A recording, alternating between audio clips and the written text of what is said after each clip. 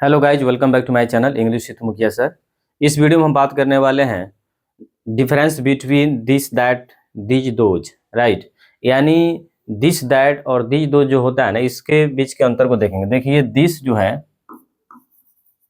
This, उसके बाद में दैट, उसके बाद में दिज और दोज, ठीक है ना। इसके बात करें, अगर दिस का बात करें, दिस का मतलब यह होता है, दैट का मतलब वह होता है, ठीक है ना। यह आपका यानी कहने का मतलब यह हो गया, इसका होता है वह, ठीक है। और इस दीज का मतलब होता है यह सब, चाहे यह सब, ठीक है ना। यानी यह ए सब चाहे यह सब, या आप इसके जगह पर एक और होता है ए लोग, ठीक है ना, चाहे यह लोग, ठीक है ना। ए लोग, ए लोग, चाहे यह सब, चाहे ये सब, ठीक है ना। तो ये सब या ये लोग बात कीजिए। और दोज का बात करें तो होता है वे सब, चाहे वे लोग,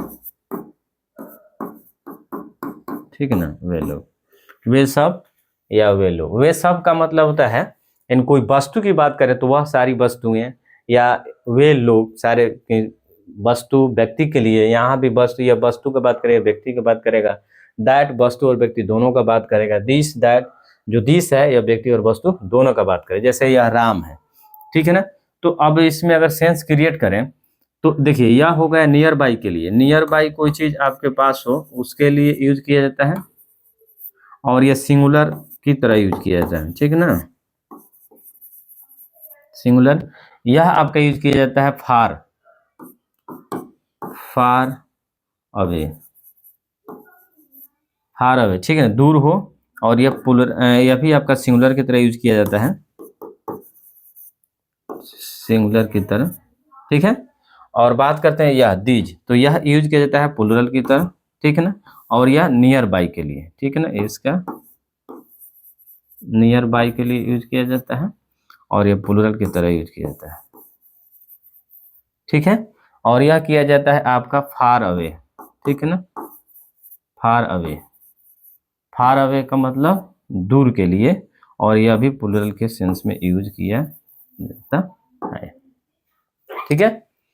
तो यहां तक आप समझ गए ना। अब चलिए इसको हम आपको समझाते हैं, थोड़ा इसको छोटा कर देते हैं।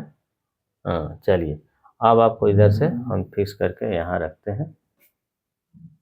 चलिए अब देखिए, दिस का मतलब यह हो गया, नियर बाई के लिए यूज किया जाएगा। नियर बाई समझते हैं ना, नजदीक के लिए यूज किया जाएगा, या नियर बाई नजदीक के लिए यूज करना है। उसके बाद में फार अवे के लिए यूज करना है, और सिंगुलर के लिए यूज करना है। दैट का, दोज का यूज करना है, वे लोग, ये सब यानी वस्तु के लिए, और लोग के लिए इन पर्सन के लिए प्लुरल सेंस में यूज करना है। नियर बाई के लिए यूज करना है और प्लुरल होता है। दोज यूज करना है वे लोग, वे सब यानी वस्तु और व्यक्ति के लिए। फार के लिए और प्लुरल के सेंस में यूज किया जाता है, ठीक है ना। इस चीज को आप लोग समझ गए।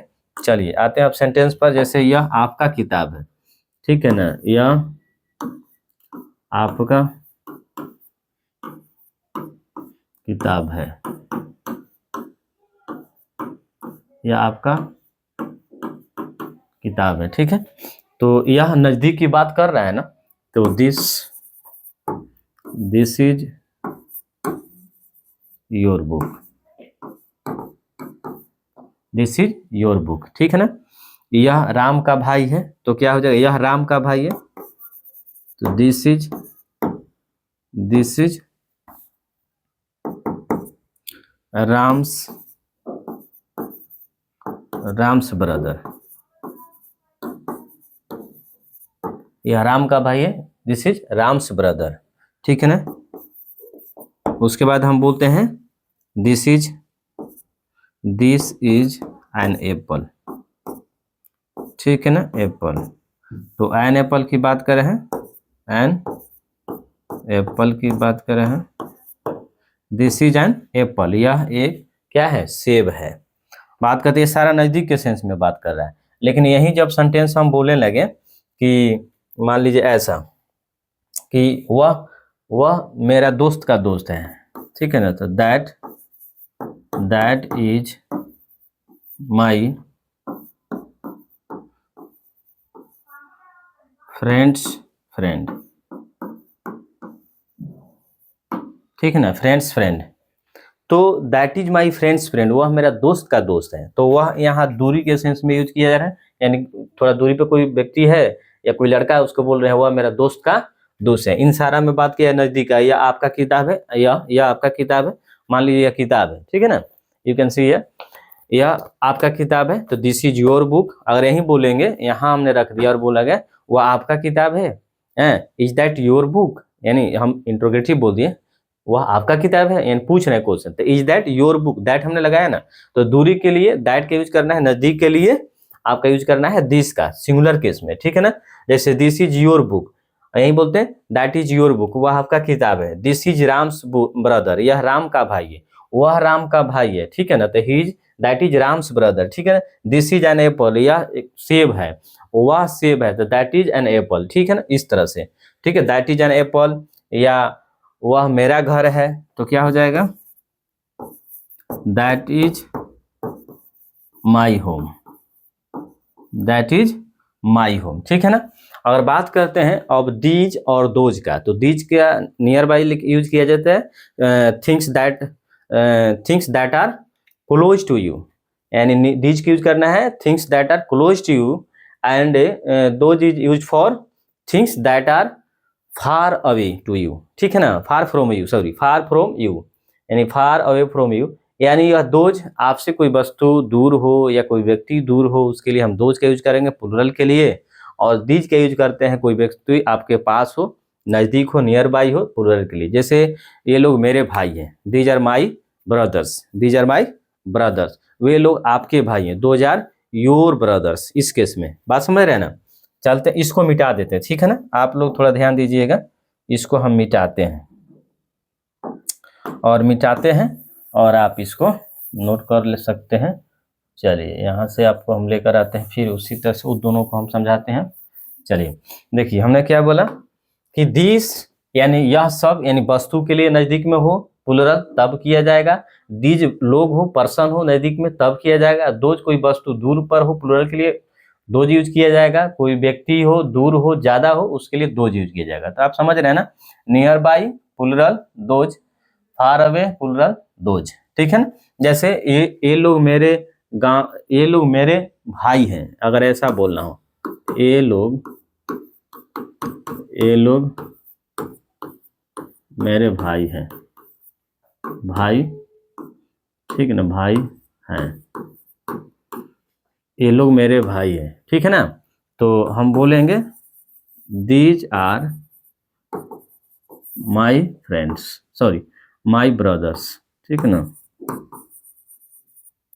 माई brothers, these are my brothers, ये लोग मेरे भाई हैं, ठीक है ना। ऐसे मैं बात बोलूंगी, दीज आर माई बुक्स, ये मेरे किताबें हैं, ठीक है ना, या मेरी, ये सब मेरी किताबें हैं, किताबें हैं, ठीक है ना। उसके बाद में अगर बात करें, दीज आर हिज चिल्ड्रन, ठीक है ना, दीज आर हिज चिल्ड्रन, यानी ये जो बच्चे हैं उसके हैं, ये उनके बच्चे हैं, ठीक है ना, ये उनके बच्चे हैं, उसके या उनके कहिए, उनके बच्चे हैं, ठीक है ना। तो चिल्ड्रन प्लुरल है, तो दीज आर हिज चिल्ड्रन, ठीक है ना।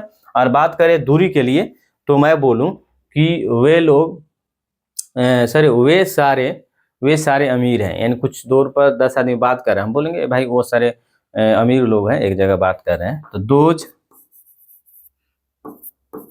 Those are rich man, those are rich man, वे लोग अमीर व्यक्ति हैं। बात करते हैं, दोज आर माई काउज, वे गाय मेरी हैं, यानी जो दूरी पर चल रही है, दैट आर क्राजिंग, जो चल रही हैं, दोज आर माई काउज। उसके बाद में those are looking for me या look after me, those are looking after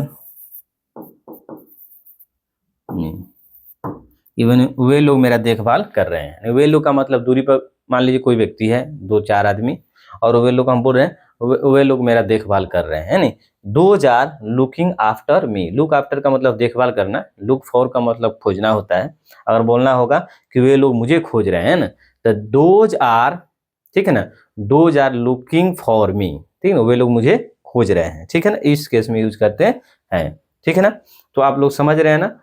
this नजदीक के लिए, यह के सेंस में यूज होता है, नियर बाई के लिए सिंगुलर की तरह, दैट सिंगुलर की तरह यूज होता है, फार अवे यानी दूरी के लिए, ठीक है ना, वह के सेंस में, दीज ये सब, यह सब, वे लोग, सॉरी ये लोग, ठीक है ना। तो नियर बाई के लिए प्लुरल के सेंस में, दोज के यूज होते हैं वे सब, वे लोग यानी ज्यादा के लिए, फार अवे यानी दूर के लिए, और प्लुरल के सेंस में यूज किया जाता है। तो यह था आपका दिस, दैट, दीज, दोज के बारे में, आप इसको समझ गए, यहाँ से एक ही है, ठीक है, चलिए अच्छा है, इसको नोट कर लीजिए। और इस वीडियो को आप लोग क्या कीजिए, लाइक कीजिए, शेयर कीजिए, और चैनल को सब्सक्राइब नहीं किए हैं तो सब्सक्राइब भी कर लीजिए मेरे दोस्तों, क्योंकि सब्सक्राइब करने में आपको कोई पैसा नहीं लगता है। If you subscribe my channel, your subscription gives me energy to make new videos, right. So this is necessary to subscribe my channel for you and as well as for me, ठीक है ना। तो जरूरी है, आप कर लीजिए, आपको इन्फॉर्मेशन मिलते रहेगा, नए नए वीडियो मिलेगा, कुछ सीखने को मिलेगा, हमें आपके सब्सक्रिप्शन से एनर्जी मिलता है। Thank you, have a nice day.